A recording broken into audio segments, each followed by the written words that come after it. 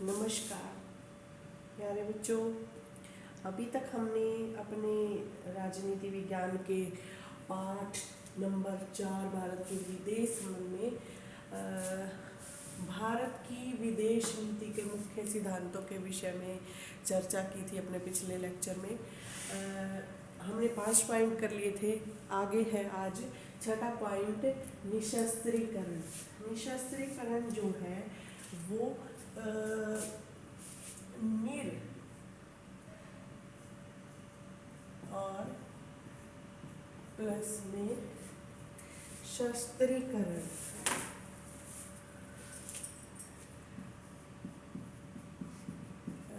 शस्त्रीकरण 2 शब्दों से मिलकर बना है और जो ये निर शब्द है वो कहाँ से आया है? वो संस्कृत भाषा से आया है और संस्कृत में नीर का अर्थ होता है बिना। और तो किस चीज़ के बिना? शस्त्रों के बिना। तो इसका जो शब्द क्या बन गया दोनों का मिलाकर, नीर और शस्त्रीकरण को, कि बिना शस्त्रों के।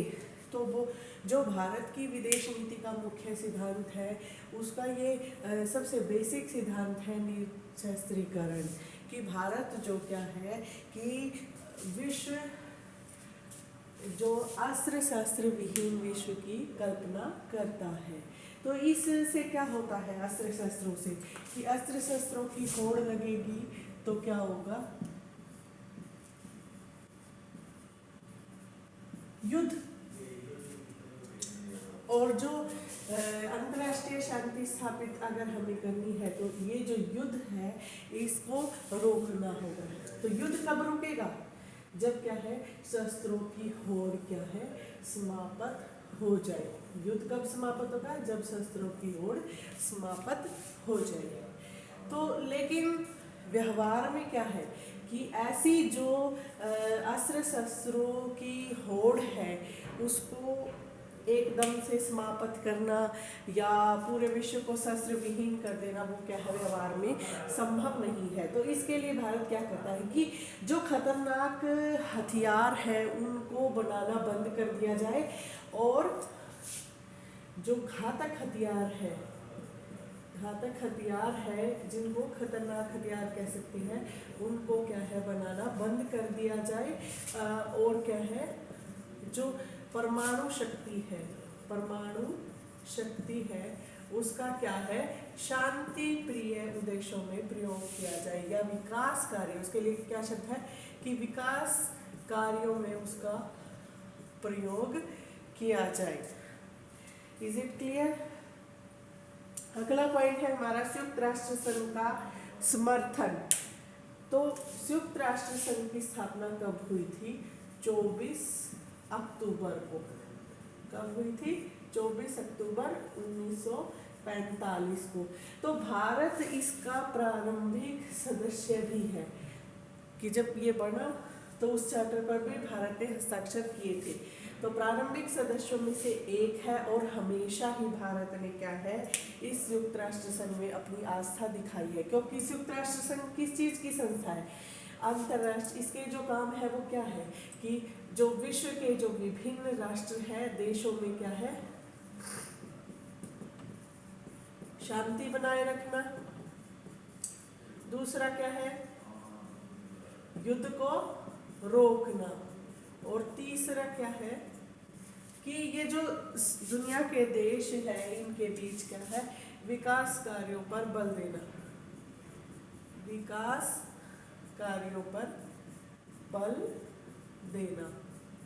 विकास कार्यों पर बल देना। तो इस चीज के लिए क्या है संयुक्त राष्ट्र संघ की स्थापना की गई। इन चीजों के लिए संयुक्त राष्ट्र संघ की स्थापना 24 अक्टूबर 1945 को की गई और भारत क्या है हमेशा से ही इसका समर्थन करता रहा है। चाहे क्या है शांति स्थापित करने के लिए उसे अपनी सेना भेजनी हो या फिर क्या है किसी भी प्रकार से संयुक्त राष्ट्र संघ की स्थापना करनी हो तो भारत क्या है हमेशा तत्पर रहता है। अगला पॉइंट है सभी देशों से मित्रतापूर्ण संबंध, कि जब सभी देशों के मित्रतापूर्ण संबंध होंगे, संबंध अच्छे होंगे तब क्या है अंतर्राष्ट्रीय शांति की स्थापना होगी। अंतर्राष्ट्रीय जो है शांति की स्थापना होगी। तो अंतर्राष्ट्रीय शांति की स्थापना क्या है, बहुत ज़रूरी है विश्व में शांति बनाए रखने के लिए। तो उसके लिए क्या है, सभी देश क्या है मित्रतापूर्ण संबंध अगर आपस में बनाए रखेंगे तो उस अंतर्राष्ट्रीय शांति की स्थापना आसानी से हो सकती है। पामर और पार्किंस ने क्या कहा है कि जो विभिन्न देशों के बीच जो अच्छे संबंध है उससे क्या है, शांति प्रिय सह अस्तित्व की, शांति प्रिय सह अस्तित्व की स्थापना होगी, सह अस्तित्व। और ये जो सिद्धांत है वो भारत की विदेश नीति का मुख्य सिद्धांत है, मुख्य लक्ष्य है। तो शांति प्रिय सह अस्तित्व की स्थापना कब होगी, जब सभी देश क्या है मित्रतापूर्ण संबंध बनाए रखेंगे।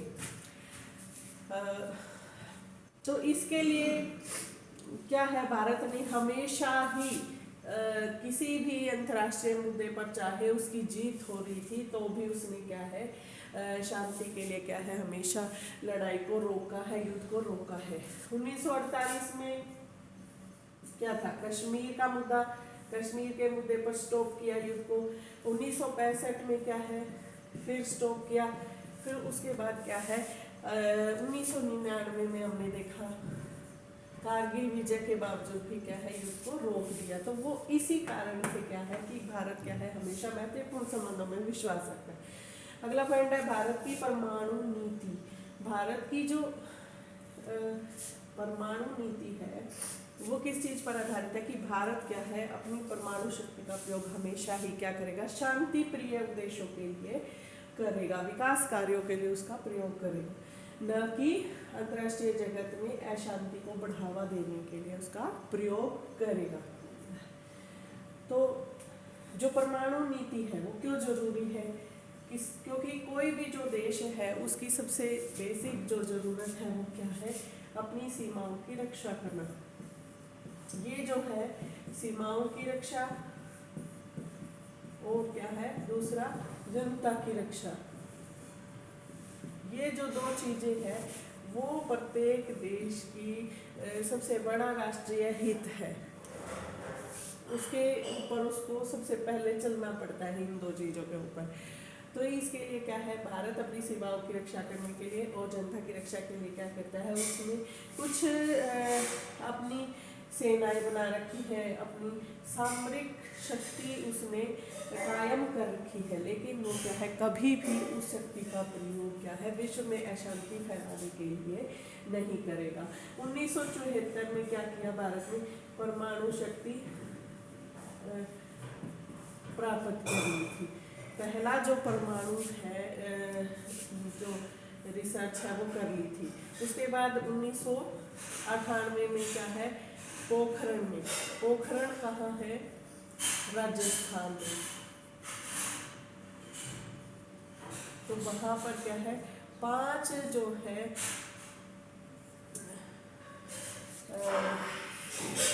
रिसर्च की इससे संबंधित परमाणु शक्ति से संबंधित और अपनी परमाणु शक्ति को क्या है आगे विस्तार प्रदान किया। तो लेकिन क्या है भारत हमेशा ही अंतर्राष्ट्रीय शांति को बनाए रखने के लिए इसका प्रयोग क्या है शांति प्रिय उद्देश्यों में करेगा। अगला पॉइंट है मानव अधिकारों के प्रति सम्मान। इसका हमने पिछले चर्चा की थी कि 10 दिसंबर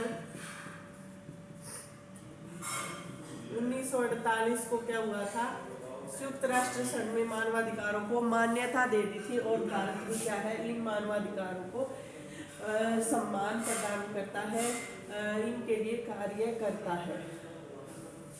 मानवाधिकार मैंने बताया था कि कोई भी व्यक्ति चाहे किसी भी राष्ट्र का नागरिक हो लेकिन मनुष्य होने के नाते उसको कुछ अधिकार मिले हुए होते हैं, उसको क्या कहते हैं मानवाधिकार। अगला पॉइंट है क्षेत्रीय सहयोग में विश्वास। अब जो ये क्षेत्रीय शब्द है यहाँ पर क्या आया है, क्षेत्रीय शब्द, क्षेत्रीय सहयोग। तो इसका मतलब है कि जिस भी एरिया में हम रहते हैं हमारा होम टाउन और क्या है हम या दूसरे शब्दों में हम कह सकते हैं उसको लोकल जो एरिया है। तो हमारा लोकल एरिया क्या है भारत का, कि भारत क्या है दक्षिण एशिया में स्थित है, दक्षिण एशिया जो महाद्वीप है, एशिया महाद्वीप का क्या है, भारत एक देश है। तो इस जो दक्षिण एशिया में क्या है, और भी बहुत सारे देश हैं। इसमें आजकल 9 देश हैं शामिल, पाकिस्तान है, चीन है, बांग्लादेश है, भूटान है। तो इस प्रकार से 9 देश शामिल हैं। तो इन्होंने क्या किया, क्षेत्रीय सहयोग को बढ़ावा देने के लिए 1885 में क्या की थी स्थापना, यहाँ पर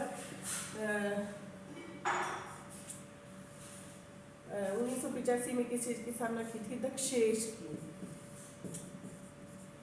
दक्षेश का मतलब क्या है, द से दक्षिण और ए से एशिया और स से क्षेत्रीय और स से सहयोग, कि दक्षिण एशिया क्षेत्रीय सहयोग संगठन इसको बोला जाता है।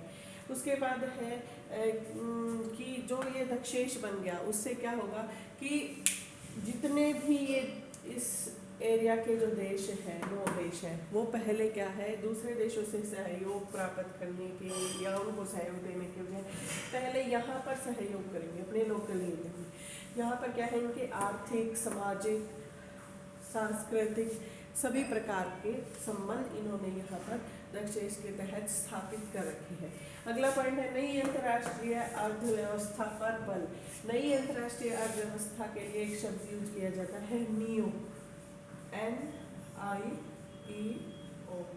तो इसका मतलब है N से न्यू यानी नई, और I से इंटरनेशनल, इंटरनेशनल को हिंदी में कहते हैं अंतरराष्ट्रीय, और E से इकोनॉमी यानी अर्थव्यवस्था, और O से क्या है, ऑर्डर। O से क्या बना, ऑर्डर।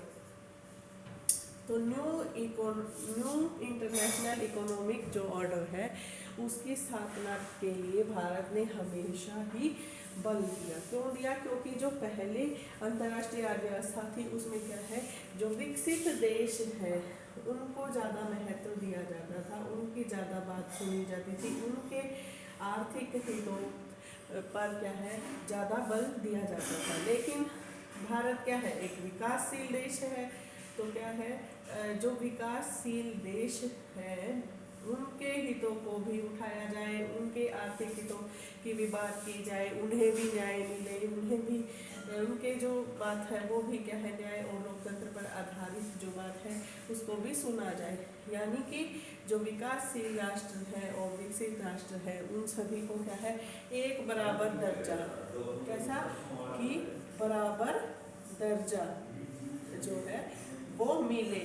कहाँ पर, अंतर्राष्ट्रीय अर्थव्यवस्था में बराबर का दर्जा मिले। तो इसके लिए क्या है, न्यू इकोनॉमिक ऑर्डर की स्थापना करने पर भारत ने हमेशा बल दिया है, और भारत जैसे अन्य देशों के प्रयास से ही क्या है, न्यू इकोनॉमी ऑर्डर आजकल लागू है। अगला पॉइंट है अंतर्राष्ट्रीय आतंकवाद का विरोध। ये मैंने बताया था पहले भी कि जो आतंकवाद है वो क्या है, अंतर्राष्ट्रीय शांति में क्या है, बाधक। क्या है, अंतर्राष्ट्रीय जो शांति है उसमें क्या है, बाधक है आतंकवाद। तो इसके लिए क्या है, सभी राष्ट्र इससे क्या है छुटकारा पाना चाहते हैं, लेकिन ये एक ऐसी समस्या है जिससे कोई भी राष्ट्र क्या है अकेला निपट नहीं सकता। उसके लिए क्या है, सभी राष्ट्रों के सहयोग की जरूरत पड़ती है, तभी क्या है इस समस्या से